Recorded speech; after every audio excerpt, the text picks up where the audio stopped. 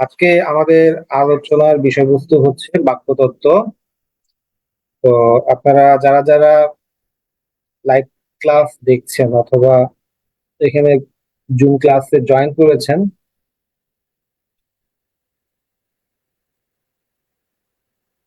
তাদের সবাইকে অভিনন্দন আজকের ক্লাসে জয়েন করার জন্য। আমরা আজকে আলোচনা করব বাক্যতত্ত্ব নিয়ে। আমরা সকলেই জানি বাক্যতত্ত্বটা আমাদের বিসিএস এর সিলেবাসে একটি গুরুত্বপূর্ণ বিষয়। অনেকে হয়তো ভাবতে পারেন যে বাক্যতত্ত্ব এটা আবার এমন কি, কিন্তু এখানে একটি কথা আপনাদের মাথায় রাখতে হবে। আপনারা যখন বিসিএস রিটেন এক্সাম দিবেন, যখন আপনারা লিখিত পরীক্ষা দিবেন, তখন আপনার লেখনীতে একটা আলাদা ভাষাগত দক্ষতা দেখাতে হবে। সেই ভাষাগত দক্ষতা দেখাতে কিন্তু তখনই তখনই পারবেন যখন আপনি বাক্য সম্পর্কে ভালো করে জানবেন। বাক্য সুন্দর করে গুছিয়ে লেখা, বাক্য গঠন ভেঙে লেখা, এইসব বিষয়গুলো আমাদের না জানার কারণে আমরা অনেক সময় মনে করি যে পরীক্ষার খাতে অনেক লিখে এসেছি, কিন্তু মার্কস কেন পেলাম না। আমাদের মনে রাখতে হবে যে আমরা বড় বড় লেখকদের লেখনী যখন পড়ি, তখন এই লেখাগুলো আমাদের ভালো লাগে। কেন ভালো লাগে জানেন? কারণ দেখবেন, খেয়াল করে, তারা এক একটা লাইন এক এক ধরনের প্যাটার্নে লিখেছে, এক এক ধরনের গঠন দিয়ে গঠন অনুযায়ী, অর্থ অনুযায়ী নানাভাবে লিখেছে। বারবার ভ্যারিয়েশন আসতেছে, ফলে আমাদের কাছে বাক্যগুলো ভালো লাগছে, পড়তে ভালো লাগে।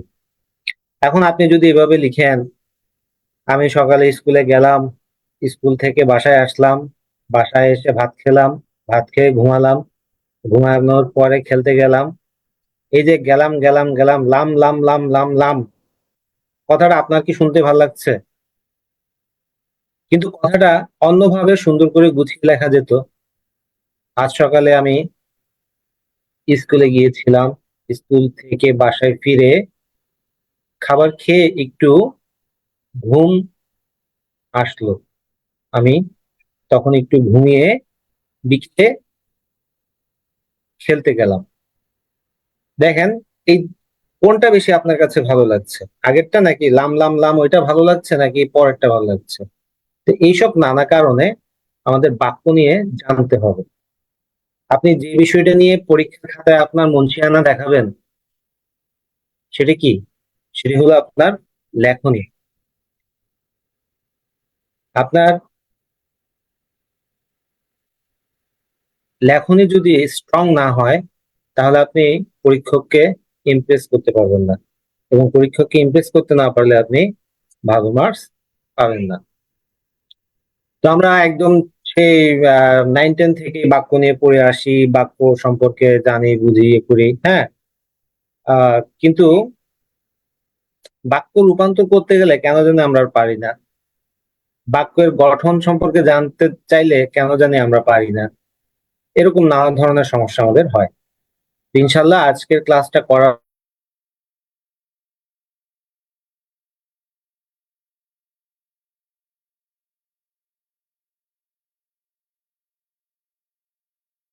পরে সমস্যা চলে যাবে, এবং খুবই আহ মানে এটা যে আপনাকে বাস্তব জীবনে হেল্প করবে, সেটি যদি আপনি এই ক্লাসটা করেন ঠিক মতো, তাহলে সহজেই আপনার জন্য এটাই কি অনেক বেশি আউটপুট নিয়ে আসবে। তো চলুন আমরা কথা না বলে চলে যাই পরের স্লাইডে। প্রথমে আমি আমার পরিচয় দিয়ে নিই। আগেও তো বলেছি আমি আমার সম্পর্কে। আমি মেহেদী হাসান, বিসিএস সাধারণ শিক্ষা ক্যাডারের সদস্য। বর্তমানে কর্মরত আছি বান্দরবান সরকারি কলেজে, বান্দরবানে প্রভাষক, বাংলা বিভাগের প্রভাষক হিসেবে আমি এখানে কর্মরত আছি। আবার ভাবিয়েন না যে বান্দরবানে আমাকে পানিশমেন্ট পোস্টিং দিয়েছে। আমি বান্দরবানে আমার হোম ডিস্ট্রিক্ট, ওকে, এডুকেশন ক্যাডারের এক মজা এটাই যে আপনার হোম ডিস্ট্রিক্টে আপনাকে পোস্টিং পাবেন, আর পুলিশ হলে মান্না ভাইয়ের মতো বাড়ি চিটগং কিন্তু পাঠায় দিবে ঠাকুরগাঁও। ওকে, তো তা এই সেই হিসেবে আমার বান্দরবানে আমার পোস্টিং হয়েছে এবং বান্দরবানে আমি আছি। তো বান্দরবানে থাকলেও এই অনলাইনের যুগে এখন আপনাদের মাধ্যমে আমরা পৃথিবীর সব প্রান্তে চলে যেতে পারি, যদি আপনারা যারা যারা এই ক্লাসটা দেখছেন তারা যদি লাইভ ক্লাসটা শেয়ার করেন। আপনার ফেসবুকের ফ্রেন্ড লিস্টে যারা আছে তাদের সবার কাছে আমার ক্লাসটা ইনশাল্লাহ পৌঁছে যাবে। তো যারা যারা লাইভ দেখছেন তাদের কাছে অনুরোধ থাকবে আপনারা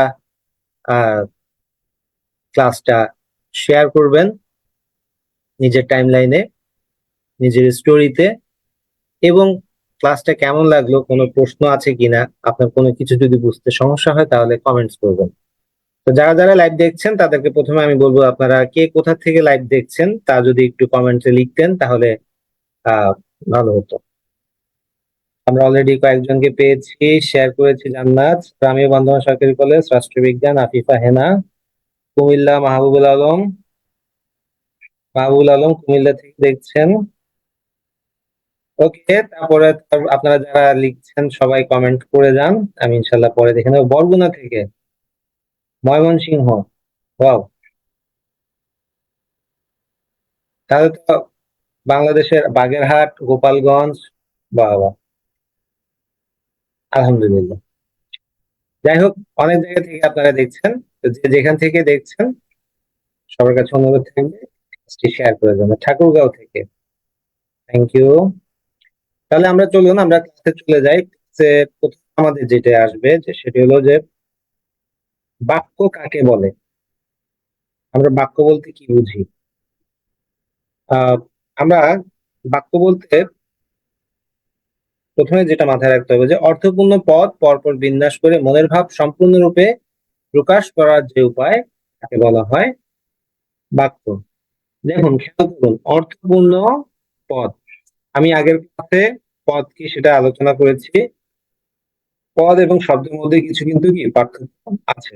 তো অর্থপূর্ণ পদ যখন পরপর বিন্যাস করে আমার মনের ভাব প্রকাশ করবে এবং সেটা সম্পূর্ণরূপে প্রকাশ করবে, খেয়াল করুন, মনের ভাব সম্পূর্ণরূপে যখন প্রকাশ করবে তখন সেটাকে বলা হয় বাক্য। আপনাদের এখন মনে হতে পারে অনেকগুলো, সচিনপুর বান্দরবান থেকে থ্যাংক ইউ, জান্নাত বান্দরবান সরকারি কলেজ, চিটাগং চন্দনেশ থেকে থ্যাংক ইউ, গোপালগঞ্জ থেকে দেখছেন। আমি গোপালগঞ্জ কয়েকদিন পর আসতে পারি, আসলে দেখাবো ইনশাল্লাহ। যাই হোক, এই মনের ভাব সম্পূর্ণরূপে প্রকাশ করার যে উপায় তাকে বলা হচ্ছে কি বাক্য। আমার মাথায় রাখতে হবে যে অনেক সময় মনে হতে পারে যে আমার একটা শব্দে বুঝি একটা বাক্য হতে পারে। যেমন আমরা অনেক সময় প্রশ্ন করি যে আপনি কি ভাত খেয়েছেন, তো উত্তর আসবে কি হ্যাঁ বা না। একটা কথাতে আমার পুরো বাক্যটা হয়ে যেতে পারে। আসলে কিন্তু একটা শব্দ দিয়ে কি হয় না, একটা বাক্য হতে পারে না। আপনি হয়তো বলেছেন যে কি, আমার প্রশ্নটা কি ছিল খেয়াল করুন, আমার প্রশ্ন ছিল আপনি কি ভাত খেয়েছেন। ওকে, আমার উত্তর কি দিয়েছি আমি, হ্যাঁ অথবা না। ওকে, কিন্তু খেয়াল করুন, আমি হ্যাঁ বা না বললেও, হ্যাঁ আমি ভাত খেয়েছি এই কথাটা আমি বলি নাই, কিন্তু বলার প্রয়োজন পড়েনি, কিন্তু এটার ব্যবহার কিন্তু আছে। এই প্রশ্নের পরিপ্রেক্ষিতে আপনি এই উত্তর হ্যাঁ দিয়েছেন মানে কি আমি ভাত খেয়েছি। ওটা বলার দরকার পড়েনি, এটা উজ্জ্বল আছে। আমরা যদি বলি যে বাংলাদেশের রাজধানী ঢাকা, আমাকে যদি এখন এইটা নিয়ে প্রশ্ন করা হয় বাংলাদেশের রাজধানী কি, তাহলে কিন্তু আপনি উত্তর দিচ্ছেন কি ঢাকা, শুধু ঢাকা বলছেন। কিন্তু ঢাকা বললেও আরো যে কথাগুলো আপনার বলার দরকার হয়নি প্রশ্নের পরিপ্রেক্ষিতে আপনি উত্তর দিয়েছেন, সেটি কি বাংলাদেশের রাজধানী, এই দুইটা শব্দ কিন্তু আপনি বলেননি। কিন্তু ওগুলো কি ব্যবহার হয় নাই, ওগুলো ব্যবহার হয়েছে, ইনডিরেক্টলি সেগুলোর ব্যবহার হয়েছে। তাই বলা যায় যে একটা শব্দ দিয়ে একটা বাক্য হতে পারে না। আবার আরেকটা খেয়াল করুন, অর্থপূর্ণ হতে হবে, যে কোনো আওয়াজ হলে সেটা কিন্তু অর্থপূর্ণ না। আমি টকটকাও দিতে পারে, ইয়াও দিতে পারে, এইসব জিনিস দিয়ে আমার বাক্য হবে না। তাহলে অর্থপূর্ণ পদ পরপর বিন্যাস করে মনের ভাব করুন। মনের ভাব যখন সম্পূর্ণরূপে প্রকাশ করার যে উপায় তাকে বলা হয় বাক্য। আমাদের একটা বাক্য হতে গেলে তার কিছু গুণ থাকা লাগে। এটা প্রশ্ন এসেছে বিসিএস এ, সব বিভিন্ন পরীক্ষাতে আসে। সার্থক বাক্যের কয়টি গুণ? আমার সার্থক বাক্যের মানে যে বাক্যটা আমার সম্পূর্ণরূপে মনের ভাব প্রকাশ করবে সেটাকে বলা হয় সার্থক বাক্য। এইরকম সার্থক বাক্যের কয়টি গুণ আছে? সার্থক বাক্যের আমার মোট 3টি গুণ আছে। 3টি গুণ কি? 1 নম্বরে হচ্ছে আকাঙ্ক্ষা, 2 নম্বরে আসক্তি এবং 3 নম্বরে যোগ্যতা। আকাঙ্ক্ষা বানানটা খেয়াল করুন, এটা শুদ্ধ বানান হিসেবেও আসতে পারে। আমার আকাঙ্ক্ষা এখানে হচ্ছে উর সাথে ক্ষীয় আকার হচ্ছে, ওকে, উর সাথে ক্ষীয় আকার, এটা মানে হচ্ছে যে উ যোগ ক্ষীয়। অনেকে কিন্তু অনুস্বার দেয় বা বিভিন্ন ধরনের ইয়ে দেয়, ওগুলা যেন না হয়। তো যারা লাইভ দেখছেন তারা হোয়াটসঅ্যাপ গ্রুপে চলে আসুন। হোয়াটসঅ্যাপ গ্রুপে লিংক দেয়া আছে ক্লাসের, ওই ক্লাসে লিংকে জয়েন করুন। তো আকাঙ্ক্ষা বানানটা খেয়াল করুন, আকাঙ্ক্ষা বানানটা শুদ্ধ বানান হিসেবেও পরীক্ষাতে আসতে পারে। তো এক্ষেত্রে আমার কি আকাঙ্ক্ষা মানে কি? আকাঙ্ক্ষা মানে হচ্ছে, আমরা আকাঙ্ক্ষা বলতে কি বুঝি? আকাঙ্ক্ষা বলতে আমরা বুঝি কোনো কিছু পাওয়ার ইচ্ছা, হুম, কোনো কিছু ডিজায়ার করা, সেই বিষয়টাকে বলা হয় আকাঙ্ক্ষা। তো এখন কেন এই আকাঙ্ক্ষাটা বাক্যের সার্থক গুণ হলো? আপনাকে ওই যে আমরা বাক্যের সংজ্ঞা যখন পড়েছিলাম, সম্পূর্ণরূপে মনের ভাব প্রকাশ করতে হবে একটা কথা বলেছি, হ্যাঁ, তখন আমার সম্পূর্ণরূপে মনের ভাব যদি প্রকাশ না হয় তখন কি হতে পারে? বিভ্রান্তি তৈরি হতে পারে, ওকে। যেমন এখানে আপনারা class দেখছেন কে কে? আফিফা দেখছেন, জান্নাত দেখছেন, হুম, আর কে কে দেখছেন? সায়েদ সাকিব, শ্যামল চাকমা, সাদিয়া। আচ্ছা, মনে করুন সাদিয়া, সাদিয়া নামটা কমন। সাদিয়াকে হঠাৎ করে একটা ছেলে দৌড়াতে দৌড়াতে এসে বলল, সাদিয়া, আমি তোমাকে আমি তোমাকে কথা বলা শেষ করার আগে সাদিয়া তাকে ঠাস করে একটা থাপ্পড় মেরে দিল। এটা কি উচিত হয়েছে সাদিয়া? সাদিয়া আসো ক্লাসে? আচ্ছা, যাই হোক, মনে করো সাদিয়া ধরেই নিয়েছে, সাদিয়া আমি তোমাকে ভালোবাসি বলতে চাচ্ছে ছেলেটা। এখন ছেলেটা তো অন্য কিছু বলতে পারে, সাদিয়া আমি তোমাকে একটা খবর দিব, সাদিয়া আমি তোমাকে একটা বিষয় জানাতে চাই, হ্যাঁ, আমি তারপর আরো অনেক কিছুই হতে পারে। তো আমি তোমাকে একটা জায়গায় আহ, নিয়ে যেতে চাই, বা আমি তোমাকে একটা বিষয় জানাতে চাই, আমি তোমাকে একটা খবর দিতে চাই, হ্যাঁ, আমি তোমাকে একটা বিষয়ে হেল্প করতে চাই, এভাবে অনেক কথাই বলতে পারতো, কিন্তু সাদিয়া ধরে নিলে কি আমাকে বুঝি ছেলেটা এ করে, তাই না? এভাবে আমার কথা শেষ না করার কারণে আমার কি হয়েছে, একটা বিভ্রান্তি তৈরি হয়েছে না? এই কারণে আকাঙ্ক্ষাটা হচ্ছে একটা সার্থক গুণের একটি, ওকে। এখন তাহলে আমরা বুঝতে পারছি যে একটা বাক্য যখন বলা হবে সেই বাক্যটা পুরোপুরি অর্থ প্রকাশ করতে হবে। যদি সম্পূর্ণরূপে মনের ভাব প্রকাশ না করতে পারে তাহলে সে তার কি হবে? আকাঙ্ক্ষার অভাব হবে, ওকে। আমরা ওই যে দেখুন, আমাদের কিন্তু কথা একটা শোনার, একটা কথার পুরোপুরি না শুনলে আমরা কিন্তু কেমন আমাদের মনে তৃপ্তি আসে না। ওই যে আগে আমরা বাংলা ছবি দেখেছিলাম আনোয়ারের, হ্যাঁ, ওখানে ওখানে দেখা যেত দেখি গুন্ডারা এসে নায়কের বাড়িতে বা ইয়েকে মেরে যাচ্ছে, ও তখন অনেক কষ্ট করে তার নায়কের বাবা বা ইয়া কি বলতেছে, নায়ক এসে বলতেছে, বাবা বলো কে মেরেছে, কে মেরেছে, হ্যাঁ, নায়কের বাবা অনেক কষ্টে বলে করতে করতে লাস্টে বলে, হ্যাঁ। তো একটা সময় গিয়ে কি হয়, বলে ফেলে, তখন আমাদের হ্যাঁ আমরা বলি যাই বলে বলো বলো বলো বলো তাড়াতাড়ি বলো। এই যে যে আমাদের শোনার আকাঙ্ক্ষাটা, ওকে, এই শোনার আকাঙ্ক্ষাটাই হচ্ছে এই আকাঙ্ক্ষা, হ্যাঁ। আমাকে পুরোপুরি কথাটা বলতে হবে, যদি এটা না বলে তাহলে আমার কি হবে? অর্থ বিভ্রান্তি তৈরি হতে পারে, ওকে। তো এরপরের বিষয়টা হলো যে কি, আসক্তি। আসক্তি বানানটা খেয়াল করুন, এটা কিন্তু তি, আসক্তি। এটা মানে হচ্ছে যে কি, তয় ত। ওকে, ত যোগ ত, তয় ত, আসক্তি। আসক্তি মানে হচ্ছে যে একটি বাক্যে যে আহ, পদগুলো ব্যবহার করা হবে, ওই যে সঠিক বিন্যাস, একটা কথা বলেছিলাম আমরা। এই যে এখানে দেখেন তো আমাদের সংজ্ঞাতে আছে কিনা সঠিক বিন্যাসের কথা, পরপর বিন্যাস করে। হ্যাঁ, তাহলে এই যে যে বিন্যাস এমন ভাবে হতে হবে যেন এখানে কি না হয়, কোনো বিভ্রান্তি তৈরি না হয়। আমরা যা বলতে চাচ্ছি সেটা যেন পাঠক সহজেই কি বুঝতে পারে, বা যার উদ্দেশ্যে বলা হচ্ছে শ্রোতা, সে শ্রোতা যেন কি সহজেই বুঝতে পারে। তো এই বিষয়টাই হচ্ছে আমার হাসুদ। যখন আমরা বললাম যে কি আহ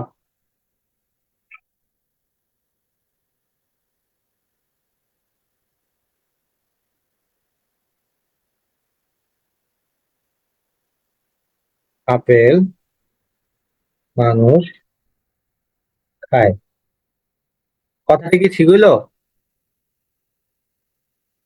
আপেল মানুষ খায় কথাটা ঠিক হলো? আমার এখানে কি হয়েছে, পদের বিন্যাসে একটা ত্রুটি হয়েছে। ওকে, এখন আমার যদি এভাবে জায়গাটা চেঞ্জ করে দেই, এটা এখানে, এটা যদি এখানে যায় তাহলে কি হবে, মানুষ আপেল খায়। এখন আমার বিন্যাসটা ঠিক আছে, এটা স্বাভাবিক, মানুষ আপেল খায়। তাহলে এই যে যে আমাকে বাক্যে যে পদগুলো আমরা ব্যবহার করব, সেই পদগুলো ব্যবহারে আমাদের কি থাকতে হবে, একটা সামঞ্জস্য থাকতে হবে। এমন ভাবে আমার পদগুলো ব্যবহার করতে হবে যেন যার উদ্দেশ্যে আমি বলছি বা যার উদ্দেশ্যে আমি লিখছি, সে যেন আমি কি বলতে চাচ্ছি, আমি কি মেসেজটা দিতে চাচ্ছি, সেটি যেন বুঝতে পারে। সর্বশেষ হলো যোগ্যতা। যোগ্যতা মানে কি? যোগ্যতা মানে হলো যে আমার যে বাক্যটা আমি লিখবো, সেই বাক্যটা বাস্তবতা থাকতে হবে। হুম, রিয়েলিটি থাকতে হবে। এখন আমি বললাম যে গরু আকাশে উড়ে, এটা কি বিশ্বাসযোগ্য?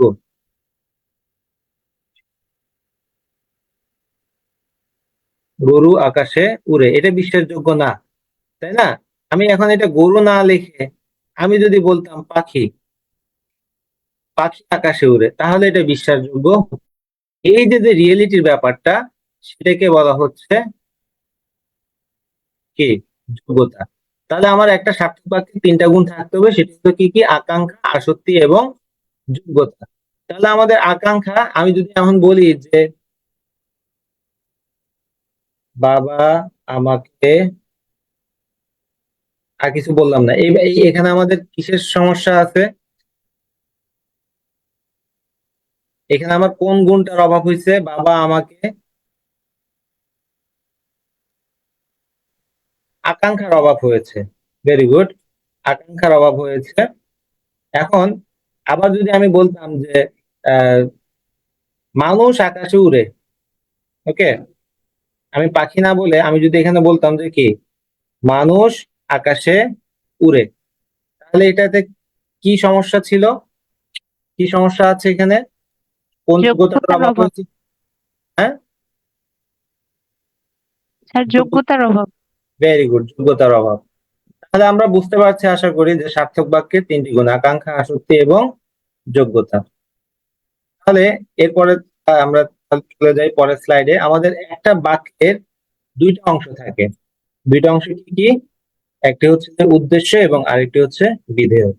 এখন উদ্দেশ্য কি আর বিধেয় কি? উদ্দেশ্য হচ্ছে, আমরা সোজা কথা, যে ক্রিয়া সম্পাদন করে তাকে বলা হচ্ছে আমার উদ্দেশ্য।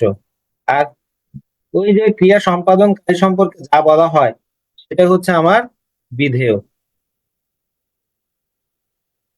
ধরুন, কিশোর ভালো ছেলে, কিশোর ভালো ছেলে। তো এখানে আমার, বা আমি যদি আরেকটা বাক্য লিখি যে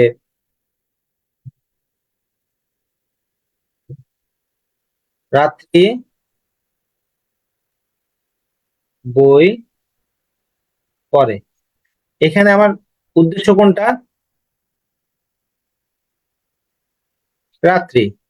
এবং এই উদ্দেশ্য কি, মানে যে ক্রিয়া সম্পাদন করতেছে, কি ক্রিয়া সম্পাদন করতেছে, যে বই পড়ার ক্রিয়াটা সম্পাদন করতেছে।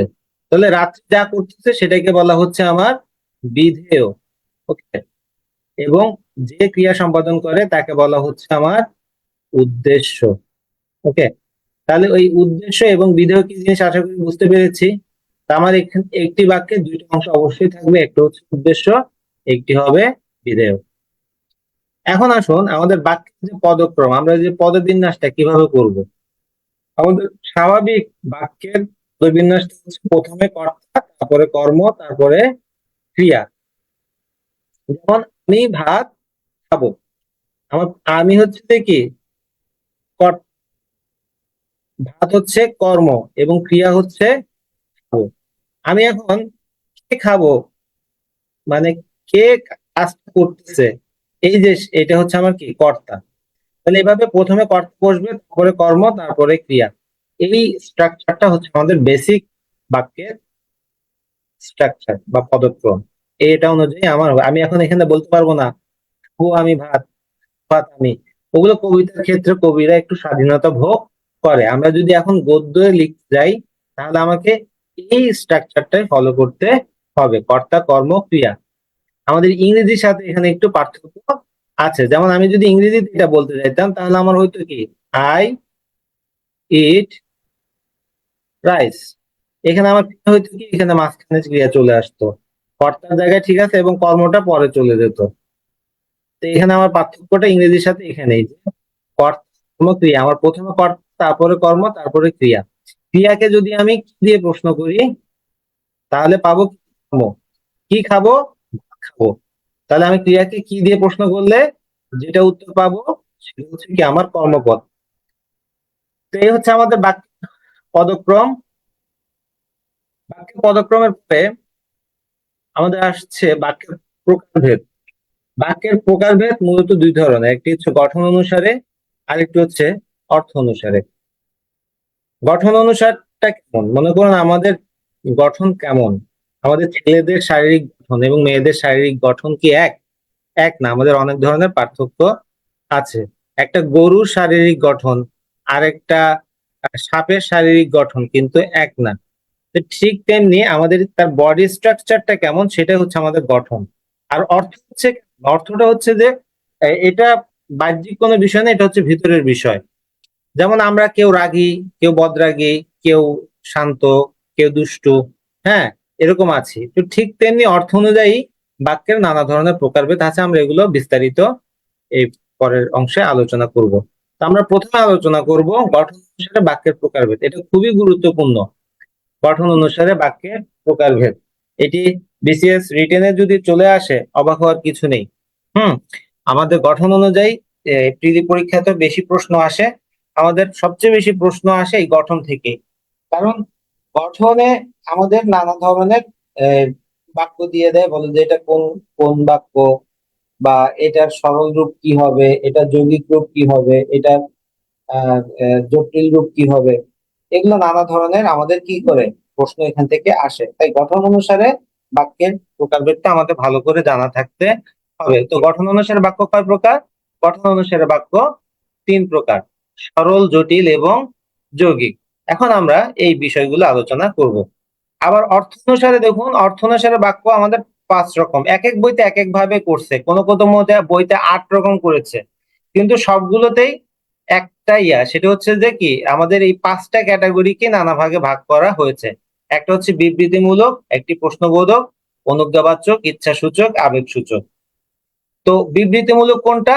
কোনো কিছু সম্পর্কে যখন একটা জাস্ট ডেসক্রিপশন দিচ্ছে বা বর্ণনা দিচ্ছে, যেমন আজ অনেক গরম লাগছে, হুম, এটি হচ্ছে একটা বিবৃতিমূলক বাক্য। বা লোকটি অসাধারণ গান গায়, এটি হচ্ছে একটি বিবৃতিমূলক বাক্য। আবার প্রশ্নবোধক বাক্য কোনগুলো? যেগুলো দিয়ে আমরা প্রশ্ন করি, যেমন আপনার নাম কি, আপনার বাড়ি কোথায়, তুমি কাজটি কিভাবে করো। হ্যাঁ, এগুলো হচ্ছে আমার প্রশ্নবোধক বাক্য। অনুজ্ঞাবাচক বাক্য কি? যখন আদেশ, নির্দেশ, উপদেশ, হ্যাঁ, এরকম কিছু বোঝায়, তখন সেটাকে বলা হয় অনুজ্ঞাবাচক বাক্য। যেমন দয়া করে 1 গ্লাস পানি দাও, কাজটি এখনই করো, হুম, তোমাকে এখন যেতে হবে, রৌদ্রে দৌড়াদৌড়ি করিও না, মিথ্যা কথা বলবে না। এগুলো হচ্ছে আমার অনুজ্ঞাবাচক বাক্য। আদেশ, নির্দেশ, উপদেশ বোঝালেই সেটা অনুজ্ঞাবাচক। এরপরে আসছে আমাদের ইচ্ছাসূচক।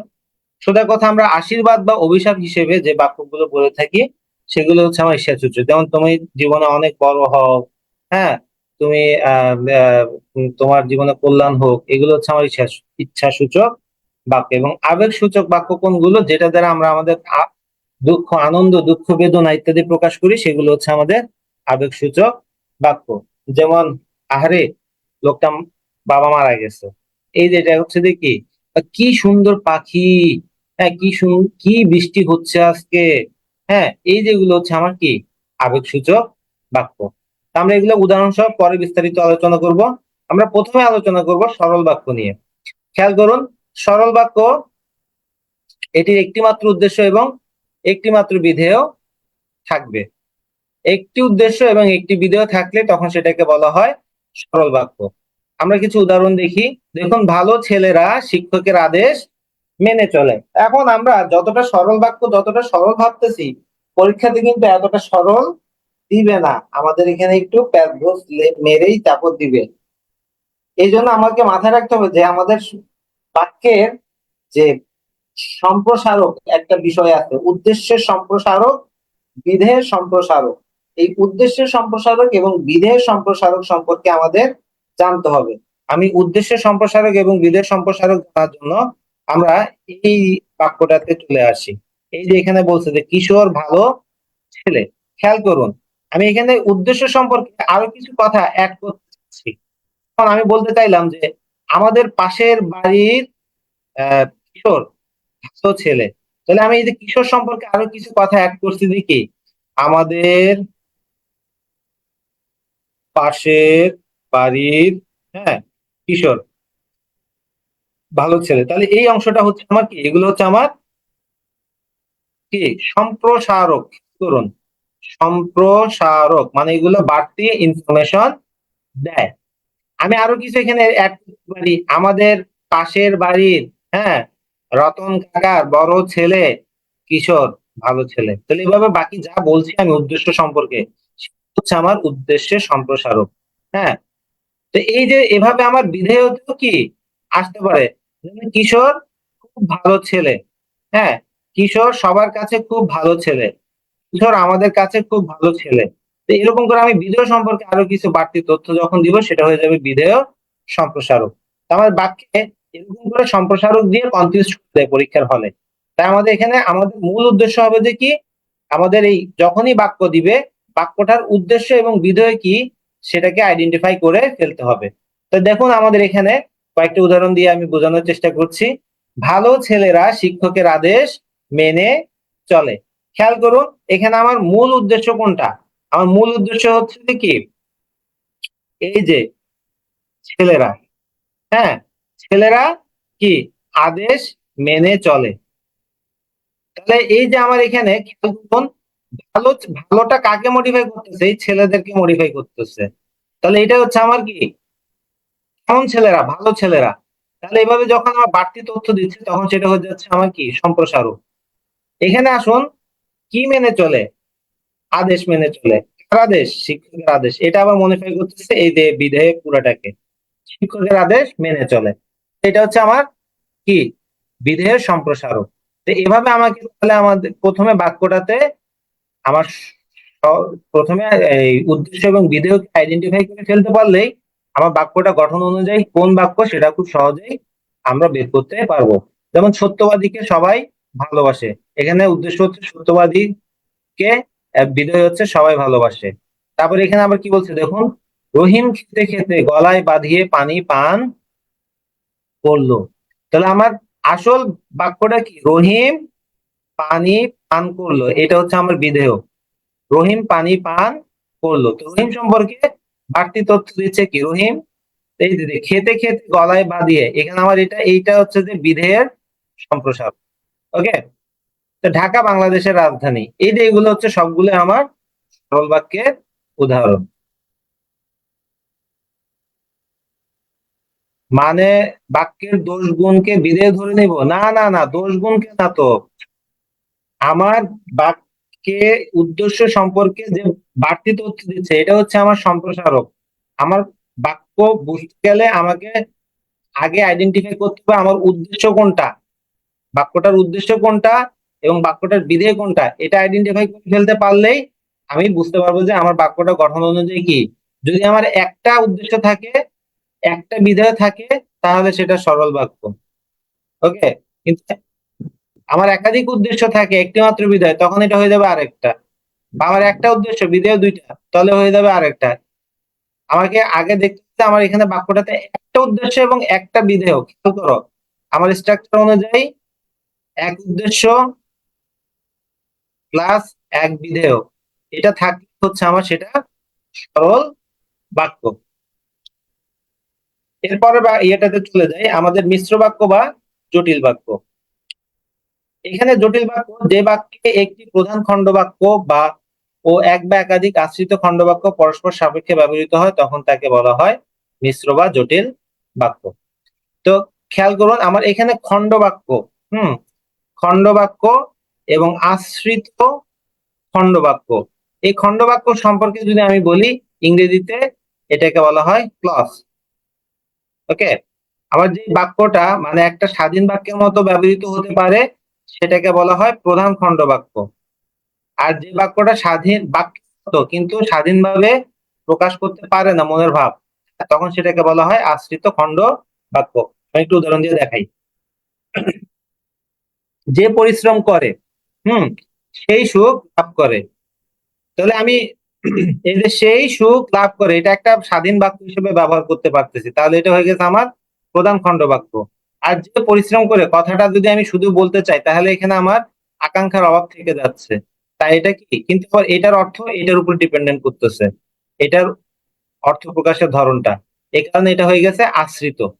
তুমি যা বললে আমি যেতে পারি, আমি দেখুন তো, আমি যেতে পারি এতটুকুতে আমি কি একটা স্বাধীন বাক্য হিসেবে বলতে পারি। তুমি যা বললে, তুমি যাবে বললে আমি যেতে পারি। তাহলে এই যে দেখুন, তুমি যাবে বললে কথাটা আমার ডিপেন্ড করতেছে আমি যেতে পারির উপরে, তাই না? তাহলে এই যে কথাটা আমার ক্লিয়ার হচ্ছে না, তুমি যাবে বললে মানে আরো কিছু শোনার জন্য কি আমরা আগ্রহী হয়ে থাকি, আমাদের আকাঙ্ক্ষার অভাব হচ্ছে না। তাই এটা হয়ে যাবে আশ্রিত খণ্ডবাক্য। আর এটা যেহেতু আমি স্বাধীন বাক্য হিসেবে ব্যবহার করতে পারবো, আমি যেতে পারি, তখন সেটা হয়ে যাবে কি প্রধান খণ্ডবাক্য।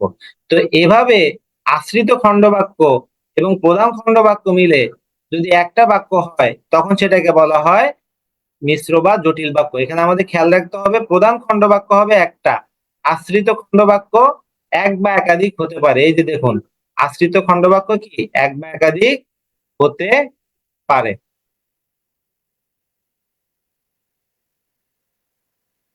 হ্যাঁ, আমরা বাক্য রূপান্তর, সরল বাক্য রূপান্তর এগুলা পরে আলোচনা করবো, আগে আমার প্যাটার্নটা জানতে হবে, তাই না?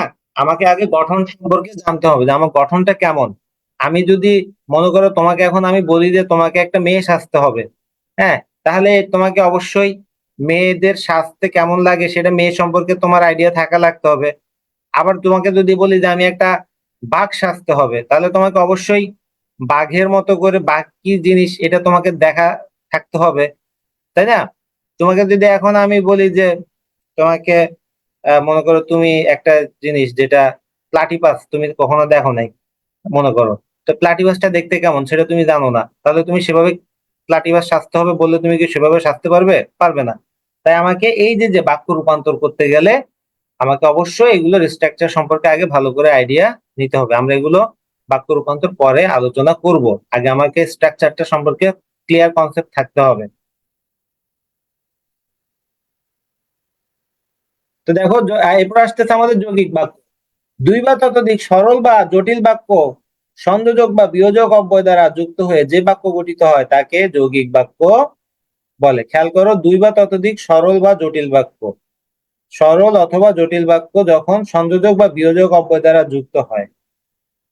আমরা এখন এখানে কিভাবে একাধিক সরল বা জটিল বাক্য আসে, সরি, সেটা একটু দেখি। যে কায়সার ভালো ফুটবলার এবং তার মা ভালো গান গায়। খেয়াল করো তো, আমি এতটুকুতে একটা স্বাধীন বাক্য তৈরি করতে পারতাম কিনা। কায়সার ভালো ফুটবলার, তার মা ভালো গান গায়, এই দুটোটাই হচ্ছে আমার সরল বাক্য। ওকে, এই দুইটা সরল বাক্য আমার একটা সংযোজক অব্যয় দ্বারা, এই যে সংযোজক বা বিয়োজক অব্যয়, এই সংযোজক অব্যয় দ্বারা যুক্ত করে আমি একটা বাক্যে নিয়ে আসছি। তাহলে এটা হয়ে গেছে আমার কি একটা এরকম সংযোজক অব্যয় দ্বারা যখন একাধিক সরল বা জটিল বাক্য যুক্ত হয় তখন সেটাকে বলা হয় যৌগিক বাক্য। আবার এটা পরেরটা দেখো, যখন তোমাকে ডেকেছি তখন তুমি এলে না, কিন্তু যখন এলে তখন সব শেষ। খেয়াল করো, যখন তোমাকে, এই বাক্যটাতে খেয়াল করো, যখন তোমাকে ডেকেছি তখন তুমি এলে না, এতটুকুতে আমি একটা যদি বাক্য হিসাব করি তাহলে দেখা যাবে যে যখন তোমাকে ডেকেছি তখন তুমি এলে না, এই অংশটা হচ্ছে আমার একটা মিশ্র বাক্য বা জটিল বাক্য। যখন এলে তখন সব শেষ, তখন সব শেষ, এটাও আরেকটা কি, যখন এলে তখন সব শেষ, এই অংশটাও কি আরেকটা জটিল বাক্য। তাহলে এইভাবে দুইটা জটিল বাক্য আমার একটা যৌগিক বাক্য হয়েছে কেমনে, এই যে কিন্তুটা দ্বারা। ওকে, কিন্তু সংযোজক অব্যয় দ্বারা বা বিয়োজক অব্যয় দ্বারা কি হয়েছে, এই দুইটা বাক্য যুক্ত হয়েছে। এরপরে দেখো, তুমি বুদ্ধিমান ছেলে অথচ তোমার সাথে যে এসেছিল সে বোকা। তুমি বুদ্ধিমান ছেলে, এটা কি, এতটুকুতে আমি যদি একটা বাক্য তৈরি করি তাহলে এটা কি বাক্য হবে, এটা সরল বাক্য হবে। এরপরে অথচ দিয়ে তোমার সাথে যে এসেছিল সে বোকা, এই অংশটা হচ্ছে যে আমার জটিল বাক্য। তাহলে এইভাবে দেখো, একটা সরল একটা জটিল মিলেও কি হয়েছে, এই অথচ সংযোজক দ্বারা যুক্ত হয়েছে। আরেকটা দেখো, যে যে অন্যায় করলো তাকে কিছু বললে না, কিন্তু শাস্তি দিলে নির্দোষ ছেলেটাকে। এখানে খেয়াল করো, যে অন্যায় করলো তাকে কিছু বললে না, এটা হচ্ছে আমার জটিল বাক্য। কিন্তু দিয়ে শাস্তি দিলে নির্দোষ ছেলেটাকে, শাস্তি দিলে নির্দোষ ছেলেটাকে, এটা হচ্ছে একটা সরল বাক্য। যুক্ত হয়েছে কি দ্বারা, এই যে কিন্তু দ্বারা। তাহলে এভাবে আমার সরলে জটিলে, জটিলে সরলে, সরলে সরলে জটিলে, জটিলে কি হতে পারে, আমার যুক্ত হয়ে নতুন বাক্য গঠন করতে পারে। এবং এই ধরনের বাক্যগুলোকে বলা হয় কি, যৌগিক বাক্য। তো খেয়াল করো, আমার সরল থেকে জটিল বাক্য রূপান্তর শিখবো। এখন আমরা বাক্য রূপান্তরে চলে যাচ্ছি, কিভাবে বাক্য রূপান্তর করব। সরল থেকে জটিল করতে গেলে আমাকে প্রথমে মাথায় রাখতে হবে যে প্রধান খণ্ড বাক্যে সাপেক্ষ সর্বনাম যোগ করতে হবে। আমার সাপেক্ষ সর্বনাম জিনিসটা কি, সাপেক্ষ সর্বনাম হচ্ছে যে, সে, যিনি, তিনি, হ্যাঁ, তারা, তারা। ওকে, এগুলো হচ্ছে আমার সব সাপেক্ষ সর্বনাম। এই সাপেক্ষ সর্বনাম যোগ করে আশ্রিত খণ্ডবাক্যকে নিত্য সম্বন্ধীয় অব্যয় যোগ করতে হবে। এত কিছু মাথায় না থাকলে আমার শুধু মাথায় রাখতে হবে যে যখনই আমি কোনো জটিল বাক্য ব্যবহার, জটিল বাক্যে রূপান্তরের কথা বলবে, বা যে আমার কোনো বাক্য জটিল কিনা সেটা বোঝার জন্য আমাকে এখানে আইডেন্টিফাই করতে হবে যে এখানে যিনি, তিনি, যারা, তারা, যে, সে, এরকম টাইপ কিছু আছে কিনা। এগুলো থাকলে ডেফিনেটলি সেটা কি হবে, যৌগিক বাক্য। আর যদি আমাকে যে কোনো একটা বাক্য দিয়ে বলে যে এটাকে জটিল বাক্যে নিতে হবে, সে জটিল বাক্যে নেওয়ার সময় আমাকে ওই বাক্যটাকে আমি যিনি, তিনি লাগায় কিভাবে চেঞ্জ করলে বাক্য নতুন একটা তৈরি হতে পারে, সেটা চিন্তা করলেই আমার কি সরল থেকে জটিলে রূপান্তর হয়ে যাবে। যেমন ভিক্ষুককে ভিক্ষা দাও, তো যিনি ভিক্ষুক তাকে ভিক্ষা দাও, বা যে আমি এটা আরেকভাবে লিখতে পারতাম, যে ভিক্ষুক, ওকে, যে ভিক্ষুক, তাকে ভিক্ষা দাও, এভাবে আমি লিখতে পারতাম। তো এই যে দেখো, যে যিনি, তিনি, যে, সে, যারে, তারে এরকম লাগিয়ে আমি ভিক্ষুককে ভিক্ষা দাও কথাটাকে চেঞ্জ করে দিয়েছি। তাহলে এটা আমার কিসে পরিণত হয়ে গেছে, জটিল বাক্যে পরিণত হয়ে গেছে। আমার সাপেক্ষ সর্বনাম যোগ করে আমি বাক্যটাকে রূপান্তর করার চিন্তা মনে মনে করলে আমি বুঝতে পারবো যে কি এটা আমার জটিল বাক্য হিসেবে কেমন হবে। ওকে, আমরা আরেকটা উদাহরণ দেখি। মেঘ করলে বৃষ্টি হয়। তাহলে দেখো, এখানে আমি কি দেখেছি, যে যখন মেঘ হয় তখন বৃষ্টি হয়, যে যখন তখন লাগিয়ে, কথাটা লাগিয়ে আমি যখন বাক্যটাকে রূপান্তর করে দিয়েছি তখন আমি এমনি বুঝতে পারতেছি আমার বাক্যটা কি হবে। তো যে যখন মেঘ করলে বৃষ্টি হয়, তাহলে কি আমি যদি এখন বলি যে বৃষ্টি হলে ময়ূর নাচে, বৃষ্টি হলে ময়ূর নাচে, এই বাক্যটাকে রূপান্তর করলে কি হবে দেখি, বলো তো দেখি, সবাই চ্যাট বক্সে লিখো তো দেখি, বা কমেন্টসে লিখো, বৃষ্টি পড়লে ময়ূর নাচে। আমি এখানে লিখছি, বৃষ্টি পড়লে ময়ূর নাচে। এই বাক্যটা কি বাক্য? সরল বাক্য। এই বাক্যটাকে আমাকে কি করতে হবে? জটিল বাক্যে রূপান্তর করতে হবে। ময়ূর বৃষ্টি পড়লে নাচে হয় নাই, যখন বৃষ্টি হয় তখন ময়ূর নাচে। Very good. যখন বৃষ্টি পড়ে তখন ময়ূর নাচে। Very good Dipankar Kumar. আর কেউ? যখন বৃষ্টি পড়ে তখন ময়ূর নাচে। Sachin, very good. তাহলে এভাবে বৃষ্টি পড়লে কি হয়? ময়ূর নাচে। তো ঠিক আমাকে এই যে দেখো, এই কথাটাকে যখন তখন এই কথাটা অ্যাড করে দিলেই আমি বুঝতে পারছি যে কি আমার বাক্যটা কিভাবে চেঞ্জ করতে হবে, কি কি জিনিস চেঞ্জ করতে হবে। হ্যাঁ, যখন বৃষ্টি পড়ে তখন ময়ূর নাচে, আর যখন বৃষ্টি হয় তখন ময়ূর নাচে। এভাবে আমি অনেকভাবে বাক্য রূপান্তরটা করে ফেলতে পারি। Very good. এরপরে আসতেছে আমাদের যে সরল থেকে জটিল। আরেকটা উদাহরণ দেখি আমরা। পরিশ্রমীরা সুখী হয়। খেয়াল করে যে যারা তারা এখানে আমি অ্যাড করে দিয়েছি, যারা তারা। হ্যাঁ, যারা তারা দেয়াতে এটা সরল থেকে জটিলে রূপান্তর হয়ে গেছে। তো পরিশ্রমীরা সুখী হয়, যারা পরিশ্রমী তারা সুখী হয়। আরেকটা দেখি তাহলে এভাবে এখন আহ,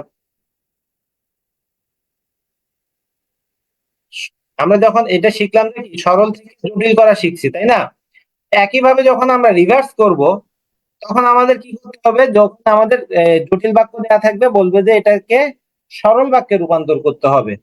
ওকে, তখন আহ এটাকে আমি কি করব? আমার এই সাপেক্ষ সর্বনাম গুলোকে বাদ দিয়ে আমার বাক্যটা কেমন হতে পারে সেটা দেখবো। যেমন আমি এখন একটা জটিল বাক্য দিব, সেটাকে তোমাদের সবাইকে সরল বাক্যে রূপান্তর করতে হবে।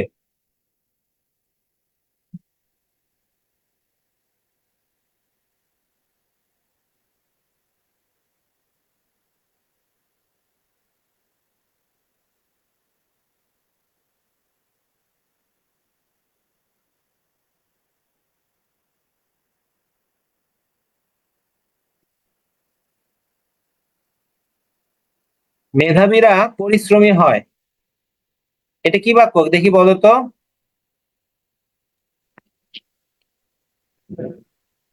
সরল বাক্য। ভেরি গুড, সরল বাক্য। এটাকে দেখি জটিল বাক্যে রূপান্তর করো। যারা মেধাবী তারা পরিশ্রমী। হ্যাঁ, যারা মেধাবী তারা তারা পরিশ্রমী পরিশ্রমী হয়। হয় বা পরিশ্রমী, এতটুকু বললেও হবে, সমস্যা নাই। যে মেধাবী পরিশ্রমী। ওকে, তো এইভাবে করে আমরা অনেকভাবে রূপান্তর করতে পারি। আবার যদি আমি এখন একটা জটিল বাক্য দেই, সেটাকে যদি সরল বাক্যে রূপান্তর করার কথা বলি, তাহলে কি পারবে?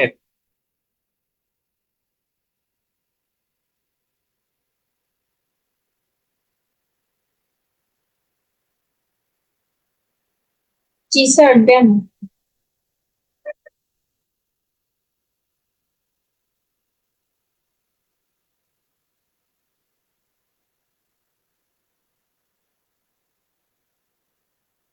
যখন রোদ উঠে তখন মা আতা শুকায়। এটাকে সরল বাক্যে রূপান্তর উঠলে করো। রোদ হ্যাঁ, উঠলে মা আকাশ শুকায়। হ্যাঁ, কে বলছে এটা? উঠলে মা আচার শুকায়। রোদ উঠলে মা আচার শুকায়। Very good. রোদ উঠলে মা আচার শুকায়। এই যে যখন তখন কথাটা বাদ দিয়ে আমি যখন চিন্তা করবো যে আমার বাক্যটা কেমন হতে পারে, রোদ, তখন আমি ওই যে ওটা বুঝে যাবো যে আমার কি করতে হবে। তো রোদ উঠলে মা আচার শুকায়, এই তো হয়ে গেছে। ওকে, পরীক্ষা আসলে, যখন পরীক্ষা আসে তখন সবাই পড়তে বসে। এটা কি হবে? পরীক্ষা আসলে সবাই পড়তে বসে। পরীক্ষা আসলে সবাই পড়তে বসে। তো এখানে আমি একটা তোমাদেরকে একটা টিপস দেই, যে তোমাদের এখন অনেকের হয়তো মনে হতে পারে যে চাকরির পরীক্ষা, পড়ালেখা শেষ করি, এই করবো, তারপরে শুরু করবো। এইটা করলে জীবনে একটা বড় বড় ভুল করবে। ওকে, আমাদের এখন থেকে বুদ্ধিমানের মতো করতে হবে যে কি, চাকরির পরীক্ষার জন্য তৈরি হয়ে থাকতে হবে। আমি তৈরি হয়ে থাকবো, যখন সুযোগ আসবো সাথে সাথে সেই সুযোগটা আমি ক্যাচ করব। ওকে, আল্লাহ কিন্তু সবাইকেই সুযোগ দেয়, কিন্তু যারা পরিশ্রমী না, যারা মেধা মানে এই ইয়া না, এইটা কি বলে, সাধনা করে না বা প্রস্তুত থাকে না, তারাই কি করে সুযোগটা মিস করে। যে আমাদের এই এখন থেকে রেডি হয়ে থাকতে হবে, এখন থেকে রেডি হয়ে থাকতে হবে আর নিজেকে প্রস্তুত করতে হবে। যখন সুযোগ আসবে তখন এগো। ওই অনেকে কি করে, সার্কুলার দিলে পড়ালেখা করা শুরু করে, এটা করে একদম বোকারা। তুমি যদি চালাক হয়ে থাকো, তোমরা এখানে যারা আছো এখন ক্লাস করতেছো, আমি বিশ্বাস করি যে তোমরা সবাই খুবই চালাক, স্মার্ট, এবং তোমরা এর জন্য কি করতে হবে, তোমাদেরকে এখন থেকেই প্রস্তুত হয়ে থাকতে হবে যে আমার আহ আমি যখন পড়াশোনা শেষ করব তখন যেন আমাকে বেশি দিন স্ট্রাগল করতে না হয়, বা আমি সার্কুলার দিলে পড়ালেখা করবো না, আগেই আমি প্রস্তুতি নিয়ে রাখবো। সার্কুলার দিলে খালি অ্যাপ্লাই করব, আমার প্রস্তুতি আগে নেওয়া হয়ে থাকবে, তাহলে আমার কি সাফল্য আসবে। এখন আমরা যেটা আলোচনা করব, সরল থেকে যৌগিক বাক্যে রূপান্তর। এখানে আমাকে কর্তা সমাপিকা ক্রিয়া অপরিবর্তিত থাকবে, সমাপিকা ক্রিয়াকে সম্প্রসারিত করে প্রধান খণ্ডবাক্যে পরিণত করতে হবে, বিভিন্ন অব্যয় যুক্ত করে নিতে হবে, এবং ও আর কিংবা তথাপি ইত্যাদি। আচ্ছা, এখানে একটু আমি একটু ভেঙে ভেঙে বুঝাই তোমাদের।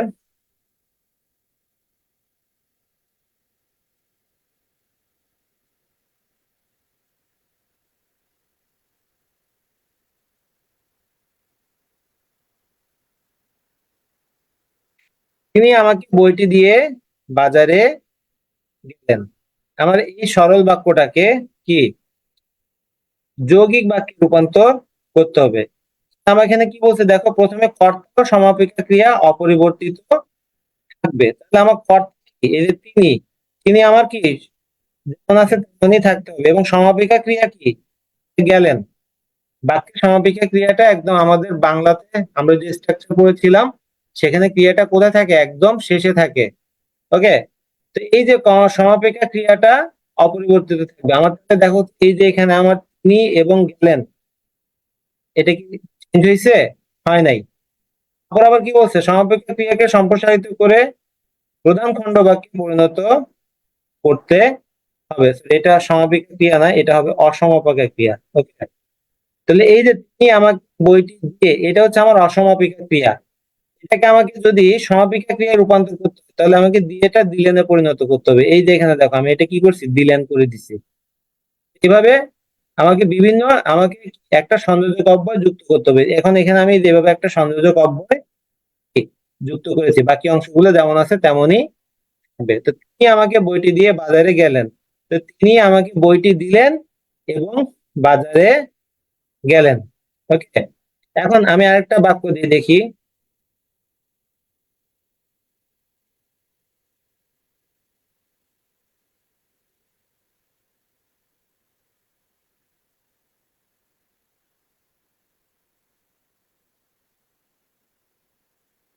মা আমাকে খেতে দিয়ে নাইতে গেলেন।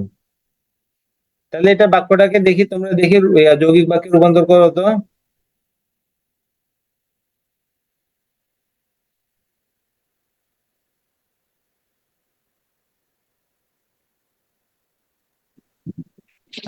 মা আমাকে খেতে দিলেন এবং বাজারে গেলেন। বাক-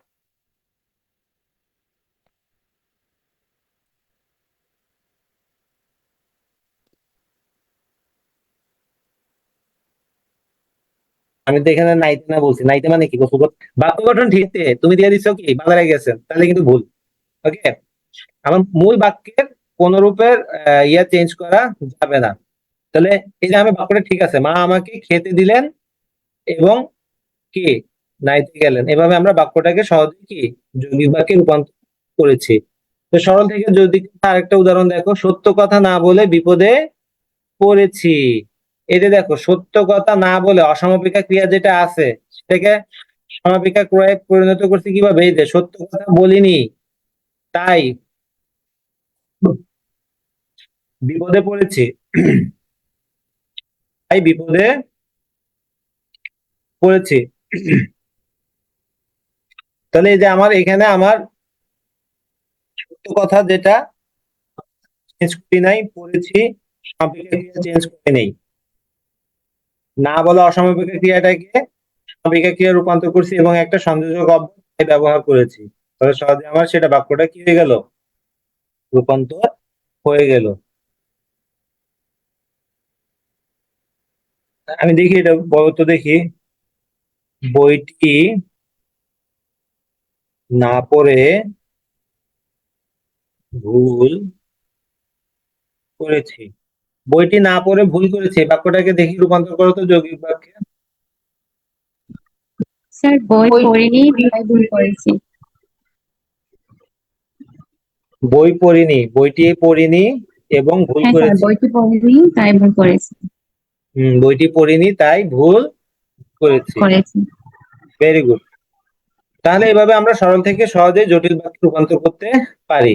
এখন সরল থেকে যৌগিকটা আরেকটা দেখো, বয়স হলেও বুদ্ধি হয়নি। তো দেখো তার বয়স হয়েছে কিন্তু বুদ্ধি হয়নি। ওকে, এখন আমরা আলোচনা করব যৌগিক থেকে মিশ্র বাক্যে রূপান্তর। এখন আমরা এই যে এর আগে যেটা করলাম, সরল থেকে যৌগিক বাক্যে রূপান্তর করছি, আমরা এখানে সংযোজক অব্যয় আনছি, অসমাপিকা ক্রিয়াকে সমাপিকায় রূপান্তর করছি। একইভাবে যদি আমাদের যৌগিক থেকে সরল করতে বলা হয়, তখন আমরা কি করব, এই যে সংযোজক অব্যয়টাকে বাদ দিব। ওকে, এবং প্রথম যে অসমাপিকা ক্রিয়া আছে সেটাকে, সমাপিকা ক্রিয়া আছে সেটাকে অসমাপিকা ক্রিয়াতে রূপান্তর করব। যেমন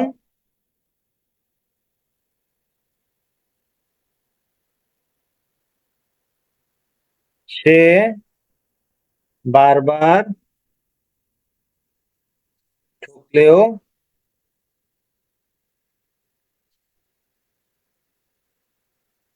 লজ্জা হয়নি। এটা কি বাক্য, বারবার ঠকলেও লজ্জা হয়নি। এটাকে সরল দেখি আমাদের যৌগিক বাক্যে রূপান্তর করব। সে বারবার ঠকেছে কিন্তু লজ্জা হয়নি। হয়নি, তাই না? আরেকটা বাক্য দিই, কাল বলে লজ্জা হয়নি।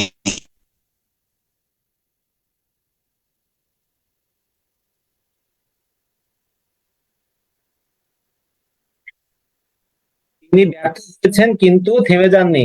এটা কি বাক্য,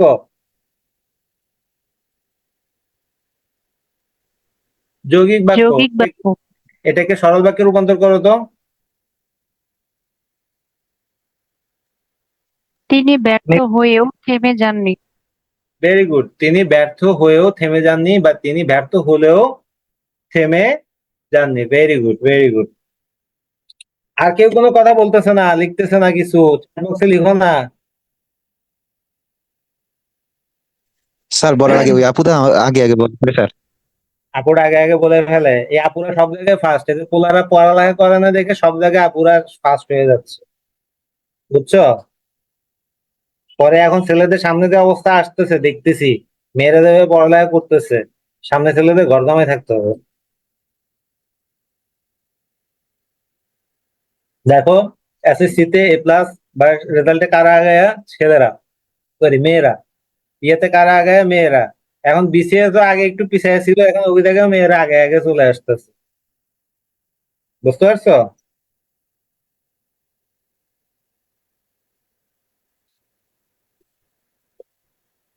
থ্যাংক ইউ।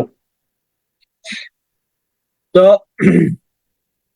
এভাবে আমরা সরল থেকে খুব সহজে কি যৌগিক বাক্যে রূপান্তর করতে পারি। আবার যৌগিক থেকে রিভার্স করে আমরা কি সরলে রূপান্তর করতে পারি।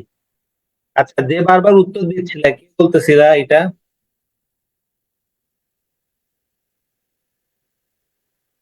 কোন আপুটা বলতেছিল? স্যার আমি বলছিলাম সাদিয়া। দিয়া, আচ্ছা, ভেরি গুড।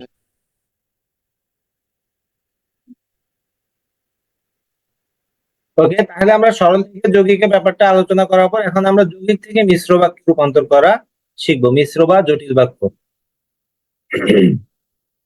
যৌগিক থেকে মিশ্র বাক্যে রূপান্তর করতে গেলে প্রথমে যেটা করতে হবে যে একটি প্রধান খণ্ডবাক্য রেখে বাকিগুলো আশ্রিত খণ্ডবাক্যে রূপান্তর করতে হবে। আশ্রিত খণ্ডবাক্যে রূপান্তর করা মানে ওখানে একটা অসমাপিকা ক্রিয়া নিয়ে আসতে হবে। ওকে, এবং যদিও তথাপি এগুলো কি সাপেক্ষ সর্বনাম টাইপ কথাগুলো ব্যবহার করতে হবে।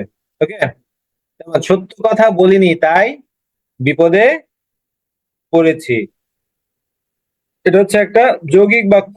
সত্য কথা বলিনি, বিপদে পড়েছি, দুইটা মূল খণ্ডবাক্যকে যুক্ত করেছে তাই আমি এখানে একটা যেহেতু কথাটা অ্যাড করছি মিশ্র বাক্যে নেওয়ার জন্য, যেহেতু সত্য বলিনি, হ্যাঁ, সেহেতু বিপদে পড়েছি। ওকে, আরেকটা বাক্য দিয়ে দেখাই যে দোষ স্বীকার করো, তোমাকে কোনো শাস্তি দেব না।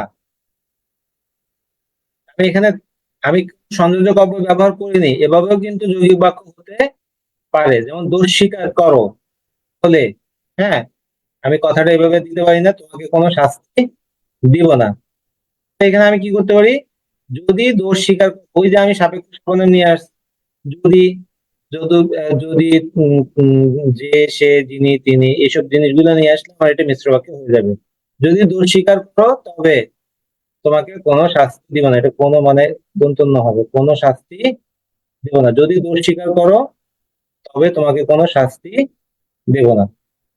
বুঝে গেছে? আরেকটা বাক্য দেখি, বিপদ এবং দুঃখ একই সময়ে আসে।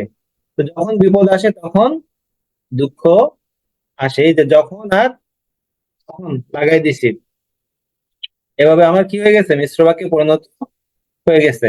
যদি আরেকটা দেখি, তিনি খুব গরিব কিন্তু তার সততা প্রশংসনীয়, এই যে কিন্তু সংযোজক অব্যয় আছে, হ্যাঁ, তাহলে আমাকে মিশ্র বাক্যে ইয়ে করতে হয়েছে কি, যে দেখো যদিও কথাটা অ্যাড করেছে, যদিও তিনি খুব গরিব, হ্যাঁ, তথাপি তার সততা প্রশংসনীয়।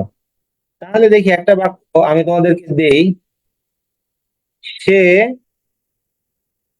অনেক পড়েছে কিন্তু পাস করেনি। বাক্যটা কি হবে, এটাকে দেখি মিশ্র বাক্যে রূপান্তর করো তো। যদিও সে অনেক পড়েছে তথাপি পাস করতে পারেনি। যদিও সে অনেক পড়েছে তথাপি পাস করতে পারেনি, ভেরি গুড। বাকি সবাই কি স্যার এটাতে তবুও ব্যবহার করা যাবে না? যাবে, যদিও সে অনেক পড়েছে তবুও সে পাস করতে পারেনি। জি ওকে, স্যার। আর কেউ, আর কেউ অন্য কোনো ভাবে স্যার অথচ ব্যবহার করা যাবে না, অথচ বুঝি নাই। মানে অথচ ব্যবহার করার জন্য অথচ। হ্যাঁ, অথচ, হ্যাঁ, তোমার জি কথাগুলো জি। আসলে ক্লিয়ার না তো এই জন্য বুঝি নাই। অথচ ব্যবহার করা যাবে, যদিও সে অনেক পড়েছে যদিও অনেক অথচ সে পড়েছে অথচ পাস করেনি, হবে। আনমিউট করা যায় না কেন, আনমিউট করা যায় না কেন, এটা তো এখন এটা আপনার ইয়ার সমস্যা হবে, এটা তো আমার সমস্যা না, আপনার মোবাইলের সমস্যা হতে পারে। তারপর হচ্ছে যে, তো আরেকটা আমি বাক্য দেই, আপনি যদি সমস্যা হয় তাহলে টেক্সটে অ্যান্সার গুলো দেন। তাহলে আমি এখন একইভাবে আমি মিশ্র থেকে যৌগিক বাক্যে রূপান্তর করতে গেলে আমাকে কি করতে হবে, উল্টাটা করতে হবে। ওই যদিও তথাপি যদি আহ, তবু এইসব কথাগুলো কি বাদ দিয়ে আমাকে যৌগিক বাক্যে রূপান্তর করতে হবে এবং একটা সংযোজক অব্যয় নিয়ে আসতে হবে। যেমন আমি দিলাম,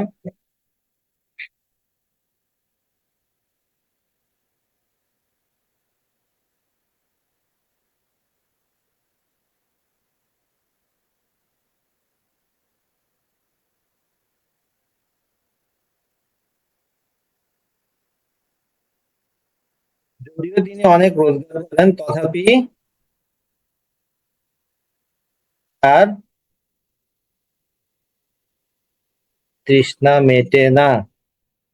যদিও তিনি অনেক রোজগার করেন তথাপি তার তৃষ্ণা মেটে না, মানে টাকা পয়সার ইয়াটা মেটে না আর কি। এই সে বাক্যটাকে অনেক রোজগার করে যৌগিক কিন্তু বাক্যে তার রূপান্তর করে তৃষ্ণা দেখি। মেটে না। বলো সাচিন। সে অনেক করেন কিন্তু তার তৃষ্ণা মেটে না। সে অনেক আয় করেন বা রোজগার করেন কিন্তু তার তৃষ্ণা মেটে না, ভেরি গুড হয়েছে। তিনি অনেক রোজগার করেন কিন্তু তৃষ্ণা মেটে না, ভেরি গুড হয়েছে। এই তো শিখে গেছেন আপনারা, আপনাদের আর ঠেকায় কে? আপনাদের বিসিএস নিশ্চিত। ওকে, হ্যাঁ, কিন্তু তার তৃষ্ণা মেটে না। ভেরি গুড, হয়েছে। আর কেউ? ওকে, তাহলে আমরা এখানে দেখতে পেলাম যে যৌগিক বাক্য থেকে মিশ্র বাক্যে কিভাবে রূপান্তর করা হচ্ছে সেটা খুব সহজে বুঝতে পারছি, এবং মিশ্র থেকে যৌগিক বাক্যে রূপান্তর করতে গেলে কিভাবে করতে হবে সেটাও বুঝতে পেরেছি। এখন আমরা আলোচনা করব অর্থ অনুযায়ী বাক্য রূপান্তর। অর্থ অনুযায়ী বাক্য রূপান্তর কিরকম? অর্থ অনুযায়ী বাক্য রূপান্তর আপনাকে একটা জিনিস মাথায় রাখতে হবে যে অর্থ অনুযায়ী প্রথমে আমরা আলোচনা করেছিলাম কি বিবৃতিমূলক বাক্য। বিবৃতিমূলক বাক্য আবার দুই ধরনের, একটি অস্তিবাচক, একটি হচ্ছে নেতিবাচক। এখন এখন এখানে বাক্য রূপান্তর করতে গেলে খেয়াল করতে হবে যে আমাদের অস্তিবাচক এবং নেতিবাচক, মানে হ্যাঁ আমার অস্তিবাচক নেতিবাচকটা কিভাবে বুঝবো? যে বাক্যটা আমার আহ কোনো কিছু সম্পর্কে সোজা কথা, আমি যদি নেতিবাচক বাক্যটা চিনতে যাই তাহলে অস্তিবাচক বাক্য আমি খুব সহজে চিনতে পারবো। কিভাবে? নেতিবাচক বাক্যটা আমি কিভাবে চিনবো? যে বাক্যে না, নি, নাই এরকম কিছু থাকে সেটা হচ্ছে আমার নেতিবাচক বাক্য। আর না, নি, নাই বাদে যে বাক্যগুলো থাকে সেটা হচ্ছে আমার অস্তিবাচক বাক্য। যেমন খেয়াল করুন, মেয়েটি ভালো, এটি হচ্ছে আমার ছেলেটি ভালো অস্তিবাচক বাক্য। মেয়েটি অলস নয়, এখানে নয় আছে, এটা হয়ে গেছে আমার নেতিবাচক বাক্য। আমার বাবা একজন সৎ মানুষ, এটি হয়ে গেছে অস্তিবাচক বাক্য। আমাদের দেশটা অনেক অসুন্দর নয়, এটা নয় থাকার কারণে এটা হয়ে গেছে নেতিবাচক বাক্য। আমরা অনেক সময় একটু কনফিউশনে পড়ে যাই যে নেতিবাচক বাক্যটা বুঝি যেটা খারাপ কিছু বলে সেটাই। আমি যদি এখানে বলতাম আমার বাবা একজন অসৎ মানুষ, তাহলে কিন্তু নেতিবাচক। এটা কি হইতো? অস্তিবাচক বাক্য, নেতিবাচক হইতো না। কারণ এখানে না, নি, নাই এগুলো নাই। বুঝে গেছে? আবার আমি যদি বলতাম আমার বাবা একজন সৎ মানুষ নয়, বা আমার বাবা সৎ নয়, নয় বলছি, তাহলে আবার এটা হয়ে যেত অস্তিবাচক। ওকে, আমার এই অস্তিবাচক এবং নেতিবাচক ব্যাপারটা ব্যাকরণের ক্ষেত্রে একটু ডিফারেন্ট, সেটা বুঝতে হবে। তো দেখুন, আমাদের অস্তিবাচক থেকে নেতিবাচক করতে গেলে, রূপান্তর করতে গেলে কি করতে হবে? আমাদের যে অস্তিবাচক বাক্যে যে বিশেষণটা দেয়া থাকবে তার খারাপ, মানে সরি তার বিপরীত যেটা থাকে সেটি দিয়ে তার সাথে আমাকে একটা না, নি, নাই লাগাই দিতে হবে। আমি বললাম যে ছেলেটি ভালো, ওকে, আমি বললাম ছেলেটি ভালো, এটাকে আমি যদি নেতিবাচক বাক্যে রূপান্তর করতে যাই তাহলে আমার ভালোর বিপরীত কি? খারাপ নয়। খারাপ। হ্যাঁ, তাহলে আমার বাক্যটা হয়ে যাবে ছেলেটি খারাপ নয়। আবার মেয়েটি অলস নয়, এটা হচ্ছে নেতিবাচক বাক্য, আমাকে এখানে অস্তিবাচক বাক্যে মেয়েটি রূপান্তর করতে অলস। হবে। তাহলে অলস নয় কথাটা বাদ দিয়ে আমাকে কি দিতে হবে? পরিশ্রমী। শ্রমিক। মেয়েটি পরিশ্রমী। ওকে, আমার বাবা একজন সৎ মানুষ, এই বাক্যটাকে আমার অস্তিবাচক আছে, নেতিবাচকে নিতে হবে। তাহলে আমাকে এখানে লিখতে হবে কি আমার বাবা একজন অসৎ মানুষ নয়। আমাদের দেশটা অসুন্দর নয়, এটা নেতিবাচক বাক্য। তাহলে নেতিবাচক বাক্যকে আমার অস্তিবাচক বাক্যে রূপান্তর করার জন্য এই অসুন্দরের বিপরীত কি? হ্যাঁ, এবং নয়, নি, নাই এগুলা বাদ দিয়ে দিতে হবে। তাহলে আমাদের দেশটা, এভাবে আমরা খুব সহজে কি অস্তিবাচক থেকে নেতিবাচক বা নেতিবাচক থেকে অস্তিবাচকে রূপান্তর করতে পারি। এখন আসো আমাদের প্রশ্নবোধক বাক্যে। প্রশ্নবোধক বাক্যে আমাদের কাকে বলে? কোনো প্রশ্ন করা হলে তখন সেটাকে প্রশ্নবোধক বাক্য বলে, এবং এখানে অবশ্যই একটা প্রশ্নবোধক শব্দ থাকবে এবং একটা প্রশ্নবোধক চিহ্ন থাকবে। প্রশ্নবোধক শব্দগুলো কি কি? এই যে কে, কি, কখন, কোথায়, কিভাবে, কেন, কারা, হ্যাঁ, কবে, এগুলো হচ্ছে আমার প্রশ্নবোধক বাক্য, সরি শব্দ। এই শব্দ থাকতে হবে এবং একটা প্রশ্নবোধক চিহ্ন থাকতে হবে। এই প্রশ্নবোধক চিহ্নটা না থাকবে এবং আমার প্রশ্নবোধক শব্দ হবে। এবং খেয়াল করবা যে এখানে আমার যখনই প্রশ্নবোধক বাক্যে রূপান্তর করতে বলবে তখন আমি ক রসিকার কি ব্যবহার করব। আমাদের বাংলা ভাষায় দুইটা আছে, একটা হচ্ছে ক রসিকার কি আর একটা হচ্ছে ক দীর্ঘিকার কি। আমার ক রসিকার কি এর উত্তর সবসময় কি হবে? হ্যাঁ অথবা না। হ্যাঁ বা না দিয়ে উত্তর যদি দেই তখন আমার যে প্রশ্নটা কি করব কিটা হবে ক রসিকার কি, আর বাকি সব কি ক দীর্ঘিকার কি হবে। আমাদের এখানে আমাদের কি চাকরি হবে না, এই বাক্যটার এই যে ওটা কি আমাদের কি চাকরি হবে না, এটা হয়ে গেছে আমার প্রশ্নবোধক বাক্য। ওকে, তাহলে এখন দেখুন যে সে কি এখনো ভিক্ষা করে, সে কি এখনো ভিক্ষা করে। এই যে কি আমি কোনটা দিছি, পরশিকারে কি খেয়াল করছেন, পরশিকারে কি। তাহলে এখন আমি যদি একটা বাক্য দিই এবং আপনাদেরকে বলি যে এটাকে প্রশ্নবোধক বাক্যে রূপান্তর করতে হবে, তাহলে কিভাবে করবেন দেখি, বাক্যটা রূপান্তর করেন তো। সে এখনো গাঁজা খায়। দেখি এই বাক্যটাকে প্রশ্নবোধক বাক্যে রূপান্তর করেন। হ্যাঁ, এখানে আরেকটা কথা, প্রশ্নবোধক বাক্যে রূপান্তর করতে গেলে যদি বাক্যটা অস্তিবাচক হয় তাহলে এটাকে নেতিবাচক করে নিতে হবে এবং পরশিকার কি লাগাইতে হবে। আর যদি নেতিবাচক হয় তাহলে অস্তিবাচকে রূপান্তর করে নিতে হবে।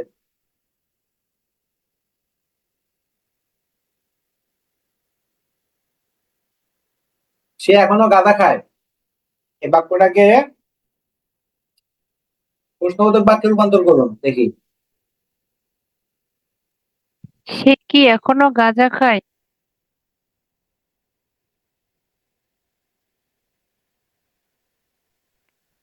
আমি 4 নম্বর পয়েন্টে দেখেন তো কি বলছি, অস্তিবাচক থাকলে নেতিবাচক, নেতিবাচক থাকলে অস্তিবাচকে রূপান্তর করে নিতে হবে।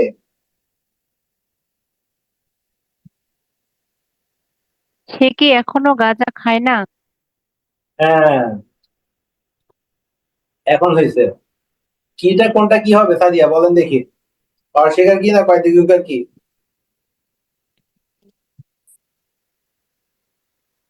কয়রিসিকের কি? পরশিকার কি? হুম, আচ্ছা,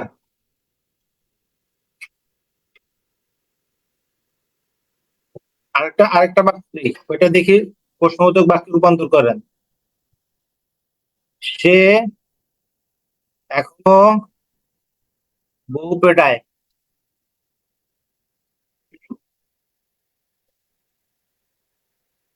একটু ব্যতিক্রমধর্মী প্রশ্ন বাক্য দিচ্ছি আর কি, একটু ইয়া করার জন্য, ওই গতানুগতিক বাক্য দিয়ে পড়াইতে ভালো লাগে না।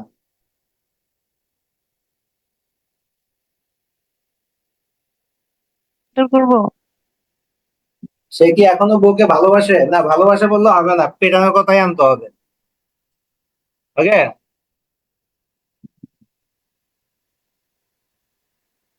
ভালোবাসার কথা আনতে হবে না, এখানে পেটানোর কথা বলছে, পেটানোর কথাই দিতে হবে। স্যার এটা কিসে রূপান্তর করবো? এটা প্রশ্নবোধক বাক্যে রূপান্তর করেন। সে এখনো বউ পেটায়। সে কি এখনো বউ পেটায় না? হুম,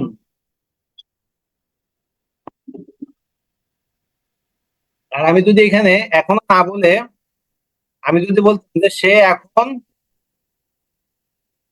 বউ পেটায় না, এটাকে আমার প্রশ্নবোধক বাক্যে রূপান্তর করতে হবে, তাহলে কি হবে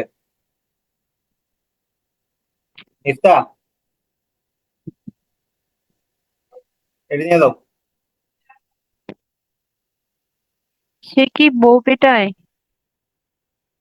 সে এখন বউ পেটায় না, তো সে কি এখন বউ পেটায়, ভেরি গুড। তাহলে এইটা হবে যে, আরেকটা দিই,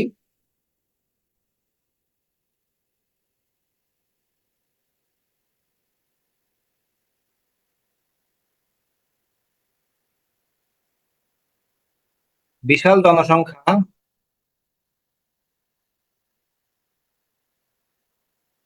বাংলাদেশের প্রধান সমস্যা।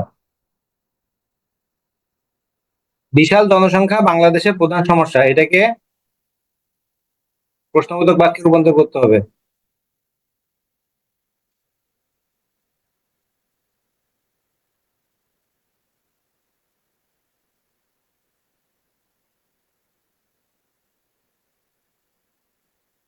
বিশাল জনসংখ্যা কি বাংলাদেশের প্রধান সমস্যা নয়?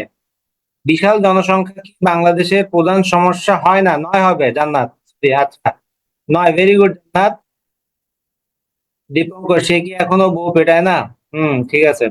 তাহলে আমাদের কথাটা এমন ভাবে বলতে হবে, মাথায় রাখতে হবে যে জিনিসটা সম্পর্কে বলা হয়েছে, আমাকে যদি অস্তিবাচক হয় নেতিবাচক একটা শব্দ ব্যবহার করে কি লাগাই দিয়ে দুইটা জিনিস লাগাইতে হবে। আমার যদি অস্তিবাচক হয় তখন ওখানে একটা নেতিবাচক শব্দ আনতে হবে এবং একটা কি লাগাতে হবে। আর যদি নেতিবাচক বাক্য হয় তাহলে সেখানে আমাকে নেতিবাচক শব্দটা বাদ দিয়ে একটা কি লাগাতে হবে। ওকে, এইগুলো আমাদের প্রশ্নবোধক বাক্য। আমরা এখন আলোচনা করব অনুজ্ঞাবাচক বাক্য। আদেশ, নির্দেশ, উপদেশ ইত্যাদি বোঝাতে যে বাক্যটা হয় সেটাকে বলা হয় অনুজ্ঞাবাচক বাক্য। যেমন দয়া করে আমাকে এক গ্লাস পানি দাও, রৌদ্রে দৌড়াবে না, মিথ্যা কথা বলবে না, তোমার নিয়মিত পড়াশোনা করা উচিত। এই বাক্যটাকে যখন আমি কি করব, অন্য কোনো ইয়েতে নিয়ে যেতে বলবে, আমাকে অন্য কোনো বাক্যকে অনুজ্ঞাবাচক বাক্যে রূপান্তর করতে বলবে। হ্যাঁ, যেমন আমি দিল যে কি, দয়া করে আমাকে এক গ্লাস পানি দাও, এটাকে আমার অন্যভাবে দিতে পারে যে আমাকে এক গ্লাস পানি দিতে বলা হয়েছে। হুম, তাকে রোদ্রে দৌড়াদৌড়ি করতে তোমাকে মানা করা হয়েছে। মিথ্যা কথা বলবে না, তোমাকে মিথ্যা কথা বলতে মানা করা হয়েছে। এগুলো হচ্ছে আমার সাধারণ বিবৃতিবাচক বাক্যে রূপান্তর হয়ে যাবে। সোজা কথা, আমরা অনুজ্ঞাবাচক বাক্যে রূপান্তর করা যখন বলবে, তুমি কাজটা আরেকজনকে করতে বললে কিভাবে বলতা? ওকে, ঠিক সেভাবেই বাক্যটা হবে। যেমন আমি এখন তোমাদেরকে যদি বলতাম যে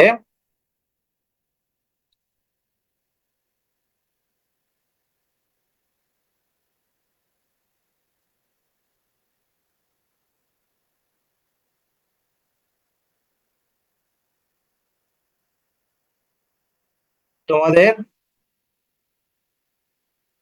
এই লাইভ ক্লাস শেয়ার করা প্রয়োজন,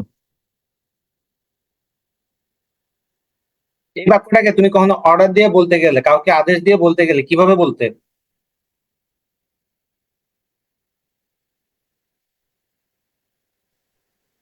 স্যার বাক্যটা স্ক্রিনে দেখতে পাচ্ছি না। বাক্যটা লেখা দেখা যাচ্ছে না? বলছি যে তোমাদের এই লাইভ ক্লাসটা শেয়ার করা প্রয়োজন। আমি কাউকে অর্ডার দিতে গেলে আমি কি বলতাম? এই লাইভ ক্লাসটা শেয়ার করো, করো, ধরো, মারো। হ্যাঁ, এভাবে আমরা কথাটা বলতাম কিনা? তো এরকম যখন আমরা বলি তখন সেটাকে বলা হচ্ছে যে কি, অনুজ্ঞাবাচক বাক্য। এবং এভাবে কাউকে কোনো কিছু যখন আদেশ হিসেবে বলতে গিয়ে, নির্দেশ হিসেবে বলতে গিয়ে, উপদেশ হিসেবে বলতে গিয়ে বাক্যটা যখন বলি তখন সেটা হয়ে যায় কি, অনুজ্ঞাবাচক বাক্য। যেমন দেশকে সবাই ভালোবাসে, দেশকে সবাই ভালোবাসে, এটাকে অনুজ্ঞাবাচক বাক্যে রূপান্তর করো।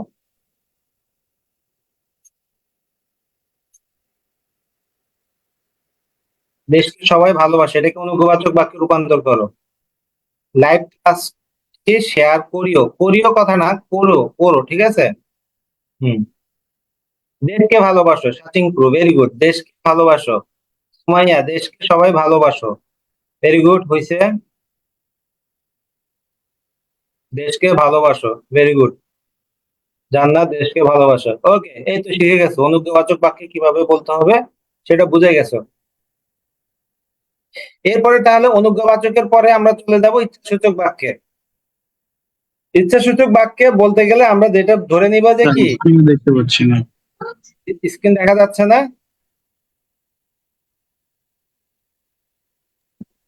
স্ক্রিন দেখা যাচ্ছে না? না স্যার, স্ক্রিনে অন্য একটা স্লাইড দেখাচ্ছে, ওখানে লেখা আছে বাক্য তত্ত্ব। হ্যাঁ, এটা এতক্ষণ বলো নাই কেন? এখন দেখা যাচ্ছে? Yes sir. জি জি।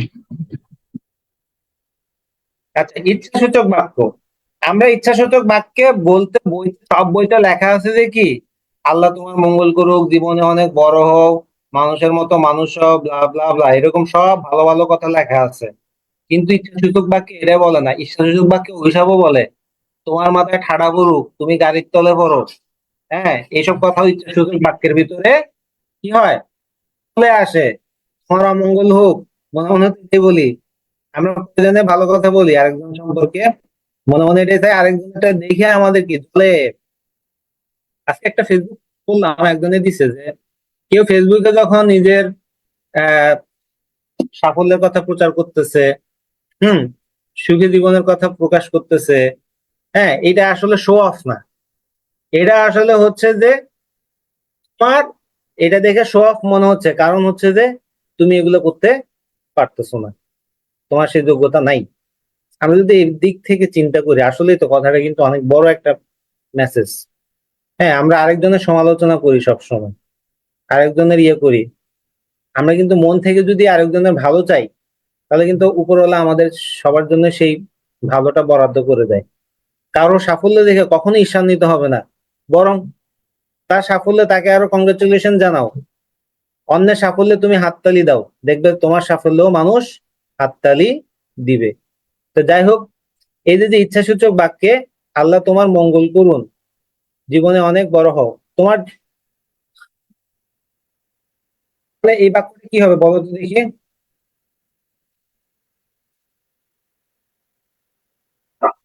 তোমার সাফল্য কামনা করছি, এই বাক্যটা ইচ্ছাসূচক বাক্যে কিভাবে হবে? তোমার সাফল্য হোক। তুমি সফল হও, তোমার সাফল্য আসুক, হ্যাঁ, এভাবে বাক্যটা আসে। Very good.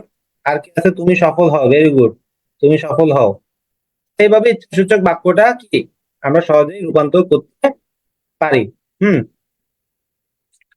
তাহলে এরপর আসতেছে আমাদের ইচ্ছাসূচক বাক্যের পরে বিস্ময় সূচক বাক্য। খেয়াল করতে হবে সবসময় বিস্ময় সূচক বাক্যে ক দীর্ঘকারে কি ব্যবহার করতে হবে। এখানে কিন্তু যখনই আমরা বিস্ময় সূচক বাক্য আসবে, ক দীর্ঘকার কিটা এখানে আমার ব্যবহার করতে হবে। যেমন কি সুন্দর এই দেশ, আমি এই আমাদের এই কি সুন্দর, এই যে ক দীর্ঘকার কি ব্যবহার করেছি, সে কি সাহস দেখালো, কি বিশাল বিশাল পাহাড়, কি সুন্দর পাখি। দেখি বলতো, ফুলটি অনেক সুন্দর, এই বাক্যটাকে বিশ্বসূচক বাক্যে রূপান্তর করো। কি সুন্দর ফুল। ভেরি গুড, কি সুন্দর ফুল। ওকে, কি সুন্দর ফুল, এবং এখানে অবশ্যই একটা বিশ্ববোধক চিহ্ন আমার শেষে দিতে হবে। ওকে, এখন বর্ষাকাল, হ্যাঁ, বর্ষাকালে বৃষ্টি হচ্ছে, হ্যাঁ, আজ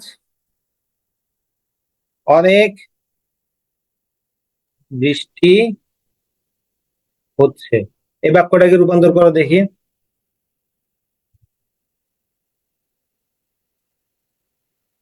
কি বৃষ্টি হচ্ছে আজ? আজ কি বৃষ্টি, দেখো, আজ কি বৃষ্টি হচ্ছে, আজ কথাটা এরকম হয় না, আজ কি বৃষ্টি। ওকে, আজ কি বৃষ্টি।